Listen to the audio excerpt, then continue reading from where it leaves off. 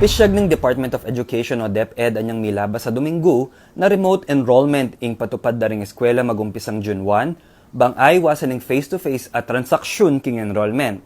Kaya beya itiking health protocol na patupad ng gobyerno na dapat tukyan da ring eskwela bang emikalat ing COVID-19. Makasulat siya yung utos sa itiking DepEd Order No. 008 no ka rin king tutuking adwang Domingo, babawal da pa ing enrollment king kilog ng eskwela. Kailangan dang mag-fill up learner enrollment and survey form ding pengari bang ma-enroll la ring karelang anak.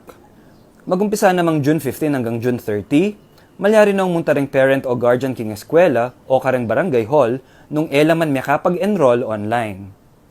King San Fernando Elementary School, atin mapila na pengari na minta pa rin king eskwela bang kanita mangutang nung pakananoing bayong proseso. Ing sangkan, alalang cellphone bang agawa ding online enrollment. Metong na ka rin ing pengaring Milagros Guevara. Kung bakit kung makanamin pasanayak ng mag-cellphone, wala akong cellphone. Kaya bakit makanamin papag-enroll online?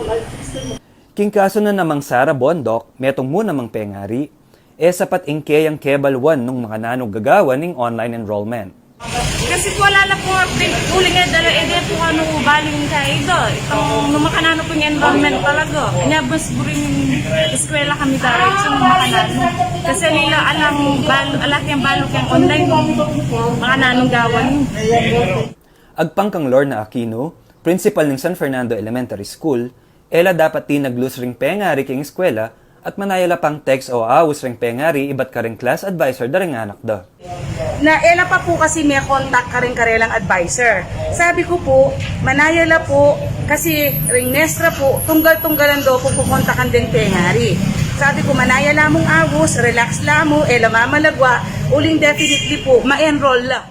Inanunsyo na ng DepEd na magumpisa ng klase king August 24 o ng face-to-face class ing gawan no ng online class, printed module, o kaya TV and radio learning.